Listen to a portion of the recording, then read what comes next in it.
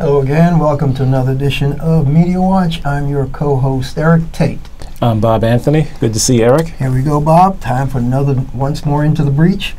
And because we've got a lot to do tonight, we just start with one of our roll-ins because we can get rid of that story right off the top because it's something that's going to be in the news when we air next Monday. I mean, it's running pretty hot now, and we know we're going to be talking about it for at least the next month. A lot of folks will be talking about this. So what we'll do, folks, is take a look at the actual dash cam footage of the Sandra Bland stop and arrest. And so please roll tape. 537, I believe I'm going to be out. You okay? Yeah, cool. This is your job. I'm waiting on you. What do you want? Oh, you seem very irritated. I am. I really am. 1117, 537, that's on our call. So I moved over and you stopped me. So yeah, I am a little irritated, but Yeah, that doesn't stop me from giving you a ticket. Thank you, sir. 537, I'm out. Are you done? You asked me what you wanted and I told you. So now I'm done, yeah. You mind putting out your cigarette, please? Mind? I'm in my car, but I have to put out my cigarette. Well, you can step on that car. I don't have to step out of my car. Step out of the car. Step out of the car. No, you don't have the right. Step out of the car. You do not have the right to do that. You have the right to step out or I will remove I you. refuse to talk to you other than to identify myself. Step out or I will remove I you. didn't get removed for a failure. Step out or I will remove you. I'm giving you a lawful order. Get out of the car now or I'm going to remove you. And I'm calling my I'm going to yank you out of here. Okay, you're going to yank me out of my car? Good. Okay. All right. 2547 County. Yeah, they're going to. Yeah. 3383 57 3433 You are under arrest. I'm under arrest for what? That's For what? 47 County FM 1098, just north of 290, send me another unit. Get out of the car. That's for another unit, FM 1098, Get just out north of of the car 290, now. 812 Why am I Eastwood. being apprehended? You're trying to give me a ticket. I said get out of the car. Why am I being apprehended? I'm giving you a lawful order. I'm going to drag you out of here. So you're going to drag me out of my 207, I'll check by also. Get out of the car. Right. And then you I will light you up. Get out. Wow. Now. Wow. Get out of the car. For a failure to signal. You're doing all of this for a Get failure. over there. Right, yeah. Yeah, let's take this to court. Let's do Go it. ahead. For a failure to signal. Yeah, for a failure to signal. Get off the On phone. my school. Get off the I'm not on phone. the phone. I have a right to Put your court. phone It's my down. property.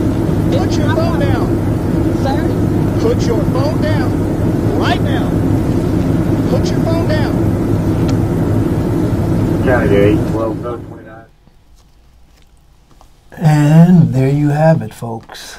Young lady stopped allegedly for changing lanes without signaling, and a citation that could and should have been written right there at the side of the road, at the side of her car, escalated into something that ultimately caused her to lose her life. So Bob, I'm sure you've seen this video more than once, and you've seen a number of law enforcement experts dissect the stop and how good, bad, or indifferent it was. First of all, tell us what we know about what the police department in that particular location in Prairie View felt about the officer's conduct. Well, the officer currently, he's off. Is it with pay or without pay? He's an administrative. He's on an desk administrative, duty. right. And there were a number of issues found with just the way he reacted to a combative motorist. Now, an officer is trained to deal with that all the time, and that's nothing new. And the way that he reacted to her, in the sheriff's opinion, wasn't the way he was trained to react. In his department's estimation right. of his conduct. So, right.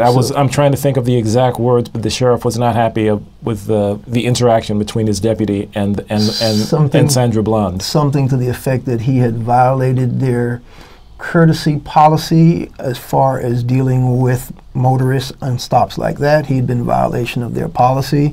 I have seen a number of, quote, judicial experts review the video on various outlets from CNN to MSNBC, and to the extent that they were watching his conduct and his behavior, Most of these individuals across the rainbow, black, white, male, female, they've all come down on the fact that that was not a stop, a traffic stop, that one, should have gotten out of hand into a confrontational mode, and two, should not have even escalated into the need for her to exit her car and to be arrested. Right. He could have verbally, he could have done something verbally if he thought she wasn't reacting to him well. That's how you're trained as an officer.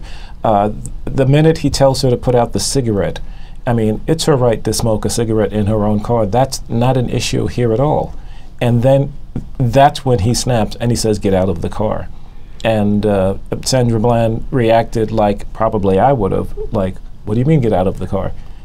It's a situation which shouldn't have exploded like that. Now, you and I, did you see the beginning of this tape that we didn't show, where the police officer's car makes the U-turn, and then no, I saw the initial where he walks up to the vehicle and then there's a big gap, but I didn't see the U-turn at all. Okay, the video actually starts with with the officer's car, with the end of a previous stop. The officer is giving a warning to a previous motorist, and then the video picks up almost immediately with the police car pulling away from that stop, making a U-turn, and then within a few moments you see Sandra Bland's car making a slight right into another lane. It's something you and I see on the highway all the time, and the highway was clear. There was no danger to any other vehicle. There was no other vehicle in sight, but the car gets pulled over for that alleged non-signaling for changing the lanes. Right. So. All right, so a questionable stop, which he could have been within his rights because she changed lanes and didn't signal. Could have been just a warning, but because he chose to make it a citation, then he pulled her over. But the bottom line, the dash cam video that I've seen, that just about a gazillion people have seen by now, and when this airs, more people will have seen it. And the reason why we aired it is so when we talk about it, folks, you will have reference, because rather than talk about something you haven't seen, presto, you know what we're talking about. Right. You can clearly see that that's a stop that should not have escalated. What scares me is the fact that, as feisty and not quite combative, I would not call her combative, I call her quite irritated about the arrest for what should have been just a citation. I didn't see her, didn't hear her use any profanity. If she did, my slightly impaired hearing these days didn't hear it. I didn't pick that up. And so, yeah, she was irritated. She said she was irritated. He asked her what was the problem. She said, "Yeah, I'm slightly irritated because you're about to give me a citation." But she said, "It's your world, your job. Right. So my being irritated is not going to stop you from writing my ticket." And she was correct. But he didn't like that part of her attitude because she was calling him out for doing something untoward and needless. So that's when he went into his put out the cigarette, the whole bit, which then escalated into "get out the car, I will light you up." All this crazy lack of respect. Definitely a violation of their, quote, courtesy policy. Correct. So and the cell phone video, which we didn't roll in today, shows the part where she walks off of frame in the dash cam video, where you see Sandra on the ground, and you can hear her complaining about having her head slammed on the ground and how she can't hear the officer. And at that point, another officer, I'm not sure if it's the one that responded to assist, or the officer who pushed her down the first time, responded to the person with the cell phone and said, "You need to leave." And that's illegal in itself, because you're allowed to record on public. All police seem to respond to the fact that when somebody is recording their actions, that they want you to stop recording their actions. But if you're on public land, you're not interfering with their arrest, you can roll your cell phone, you can roll a giant video camera, you can roll anything you want, as long as you're not interfering with them doing their job. So anytime you hear somebody say, "Stop filming, move back," you can move back just so you have followed their orders, but you don't have to move out of the way if you're not interfering with what they're doing. So And what would you have to say about the coverage? I mean, what the end result is, she's in a cell over the weekend. She talks to her relatives. She's talking about getting bail, and it didn't sound like she was not looking forward to getting out of jail, since she was down there for an interview and she had successfully gotten the job she was interviewed for at her alma mater at Prairie View College. And so for her to end up dead the following Monday morning, one, is a shocker, and two, for them to rule it a suicide is something that her family and pretty much the rest of the civilized world is looking at somewhat askance. And it's based not just on your suspicion of this case itself, but on the history of this county and the sheriff that runs it, that gives you pause as to whether this happened the way the official police report says it did. Well, tell us a little bit about background on that. Well, apparently someone did his homework and did a little research on the sheriff and found that he had been in legal trouble. In fact, was he actually fired from a previous position? From one job in one part of Texas, right, and was not rehired, and then ended up getting hired. I think he was a police chief in one location, ended up being sheriff in this jurisdiction. I think you're correct. And there was another incident of someone committing suicide by hanging in one of his previous forms of employment. So, you know, track record and history tends to make one wonder about coincidences, and I don't see very many coincidences when people end up dead. I see need for investigation. I definitely do too, and we've seen some video. Again, we didn't have a chance to roll it in, of the cell area, which was released this morning. That's a few days ago. Once we air this show. And it shows very little activity outside the jail cell until somebody finds her dead. And then there's a still photo of the jail cell, and what I noticed was that right in the middle of this still photo was a big garbage can with a big garbage bag in it, as if to let us know that, yes, there was a big garbage bag available, but here again, you don't know if that was there for... Hey, you know, selective video, no camera in the cell, so you don't know what happened inside the cell. Correct. I just, you know, I think there should be some kind of impartial investigation of her body and that site, and whether or not there are any entrances or exits to that cell that we may not know about. There may be a connecting cell for all we know. I'm just being facetious, folk, but let me put it this way. This is another case of a black female not being respected by an arresting officer, just like that 11 or 14-year-old teenager had her body thrown on the ground in her bikini, yes, with some policemen playing Rambo, rolling on the turf and coming up with his gun drawn, and then has his knee in her back.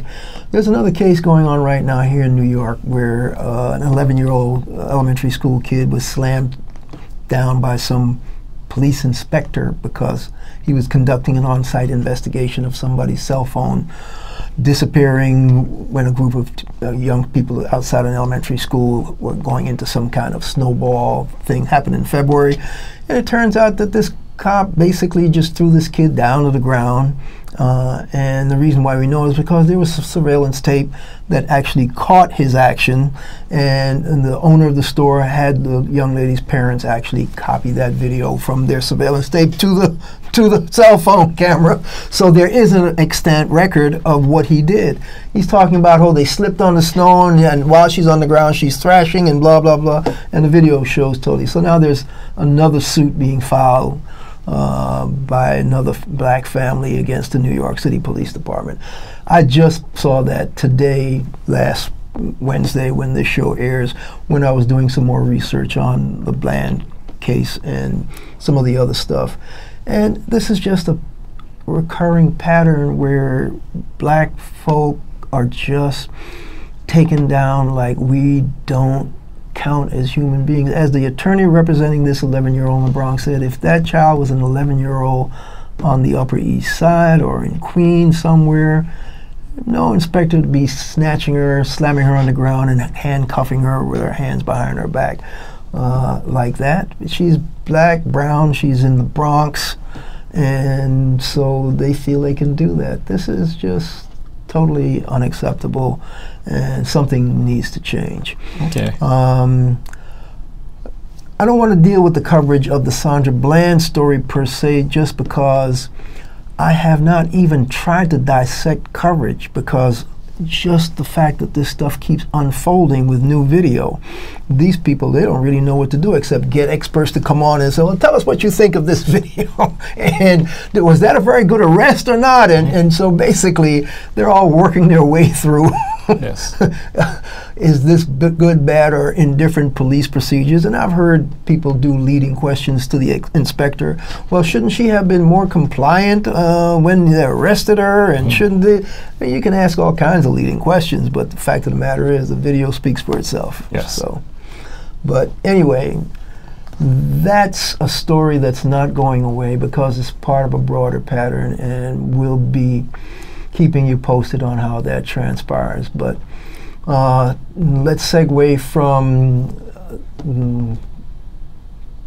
Black Lives Matter, because Sandra Bland is a black life that we lost tragically, to the brouhaha that's actually being kicked off around that grassroots movement about the fact that Black Lives Matter. Did you see the firestorm that hit when our old buddy Stephen A. Smith sent out a couple of tweets on the whole Black Lives Matter thing, based on all the presidential candidates that were blasted at the Netroots forum the previous weekend? O'Malley and Bernie Sanders, and all these folks got hit with, well, you know, speak to the issue of all these black and brown people who keep getting killed by folks that's in Black Lives Matter. And, you know, I think O'Malley went initially with, well, all lives matter. White lives matter, Black lives matter, and he got shouted down for. Okay. You're not addressing our issue. We're talking about black people being killed. Yeah, but white people don't get killed as often as black people. So talk to us about, well, Stephen A. Smith. Did you see the tweet? I did not see the tweet. I heard about it. Okay. All right. I when I saw it, because we have another ESPN story we wanted to get to, so as soon as I saw Stephen A. Smith, I said, what's Stephen A. into now? And so the bottom line was Stephen A. And, you know, actually I have no beat to pick with Stephen A. Smith, because basically he said point blank, tell me that Black Lives Matter, and yeah, I want Black lives to matter all the time. Now, just because, are we only concerned about black lives being precious and sacred when other people kill black people? Why don't we hear Black Lives Matter when black people are killing black people in our neighborhoods? And that's Stephen A.'s take on. He said, I want to hear about my life mattering if somebody looks like me is killing me in my neighborhood. Don't be just jumping up about Black Lives Matter just because white people are killing us. Well, I agree with him to the extent that you're right. All lives matter. I am not ever going to say, because this basically boils down to basic humanity, human dignity, and our right to freedom, full first-class citizenship. That's been my mantra from day one. And so if I have to respect black life, I have to respect white life. But what these young people are angry about now is that they're tired of people saying, yeah, all lives matter, and they continue to disregard the worth of black lives. And so they don't want to give anybody a pass anymore about, okay, Mr. O'Malley, you're right, all lives matter, go back and give your speech. So did you see any of O'Malley's confrontation with those folk at that conference last week? I forget where this thing was being held, because I didn't really expect to be dealing with that subject on this, but it turned out that it was a particular convocation of, I believe, progressives and the folks who were, you know, just like the MPAC, CPAC, and all those conservative people. The liberals and the progressives have their own gatherings. This one was somewhere on the East Coast, and O'Malley, the Democratic nominee from Baltimore, from Maryland, correct. He was there, and the Black Lives people quote, ambushed him, but I understand it was kind of a setup. Okay. And he didn't answer to their liking. To their liking. They said, no, it's our issue. We need for you to be addressing this. And Right. Bernie Sanders came, addressed the same group, and Bernie went, all lives matter, and Right. And said, equally dismissed no, it. Right. that's not working for us. Right. I get you. So that was roiling around the blogosphere and all on the media all last week, because by the time we hear this on Monday, it'll be last week stuff. And Stephen A. jumped into it with his tweet when he said, presidential candidates should not be booed just because they say all lives matter, okay? Because they're correct.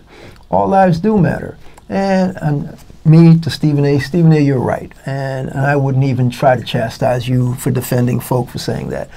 But I want to go back to help those grassroots folks who are saying, yes, but because Black lives matter less to people in North America, and because, as you see in the video of Sandra Bland, and you saw in that story that I also tied into it, the 11-year-old thrown down by some giant police lieutenant At a pool party.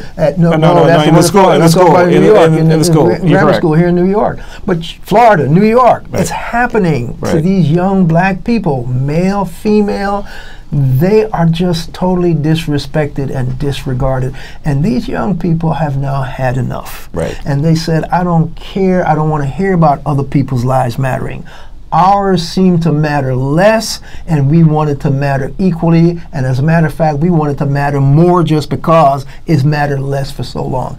And so, like I say, Stephen A., I give you a pass, but Yes. I'm with those folk who want this stuff to be actually dealt with. You respect his properly. opinion, but you're saying that the focus needs to stay here. He can't, I mean, of course, all lives matter, but the focus is still, it somehow got here, and we need to keep it here, is what you're saying. We can't lose focus and dilute the attention that is now being given after so many decades and centuries of just ignoring that fact. Yeah, I'm with the young people, but I give you a pass. I won't beat up on you, Steve. For the moment. For the moment. But, you know, we're practically almost out of time. We have about 5 minutes. And a half minutes. And there's a lot of stuff we have to deal with. But let's go to Trump. Sure. Because we have to deal with Trump on like 3 to 4 different levels on a number of issues. And part of it deals with the hypocrisy of the Republican Party on their reaction to Donald Trump. Because talk to me about Trump and John McCain, just to set it up. Okay. Now, I'm not sure what venue it was. He was being interviewed about, and the subject of the war heroes and veterans and whatnot came up, and Trump got on the subject of John McCain.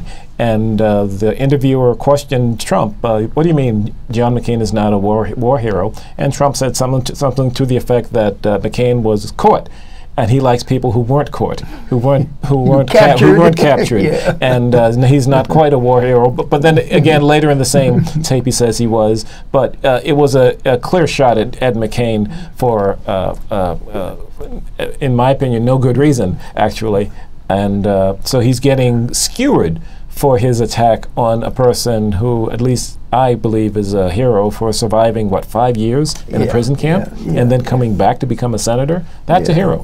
I may not agree with his politics by a long shot, but that is a war hero. The reason why I say the hypocrisy of the Republicans to set this discussion up is because you understand that getting shot down doesn't make you a hero. Sure. Okay? Getting captured doesn't make you a hero. But if you get captured and you end up in a prisoner of war camp, what you do in that camp, how you conduct yourself, and how you assist and aid your fellow POW, that determines how heroic you are. And I can lay odds that the POWs who were with John McCain will tell you that his service in that camp was exemplary. And so therefore, he basically was heroic in the way he conducted himself and the suffering he went through and how he came out of that still unbroken.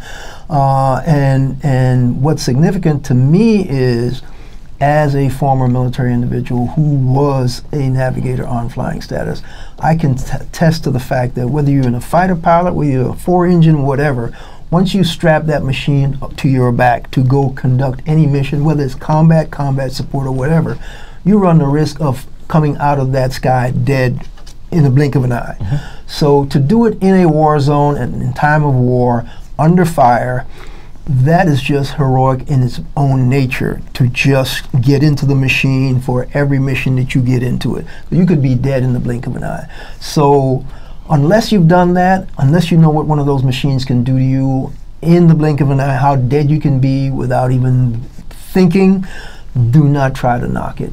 What I fault the Republicans for, and I call them hypocrites, is because when the Swiftboaters did the same thing to John Kerry and tried to denigrate his service and his war effort, this is a guy who did the heroic stuff in combat, not combat support, not flying in the sky, which is just as deadly because the machine will kill you. And then they proceeded to try to drum up erroneous stories to denigrate his service. And none of the Republicans tried to knock down those Swiftboaters. They rode with it, they ran with it, and so they really are, as far as I'm concerned, two-faced hypocrites. Now, you're talking specifically about the 2004 election between Kerry and Bush, second term. Yeah. And where they brought up the issue of his war service. Yeah, and he was a Swift boat, whatever that Mekong River Patrol group. And they tried to denigrate it to the point that it was some kind of ferry boat. Yeah, something insignificant. He didn't do anything, and the Purple Heart was his, and the Silver Star was and the Bronze Medal was, and you know, that is just so asinine and so cowardly for them to ride that. So, you know, but you know what? Trump is the guy that they also let Swift boat Barack Obama on the birth certificate. And so for them to now jump on Trump, they didn't jump on him when he was swift boating Barack on his birth certificate. It took them 12 days to dump on Trump when he maligned Mexico, called them rapists, drug dealers, whatever. 10 to 12 days before they said anything untoward about it. And I was appalled by the silence myself. And hey, but they said 2 words against John McCain, and instantly he's a pariah. So and we have about 10 secons, so we need well, gee, I can't even get to the other half of their hypocrisy. But all right, so this has been Media Watch, folk. I'm Eric Tait. I'm Bob Anthony. This was EBT Educational Productions. Catch you the next time.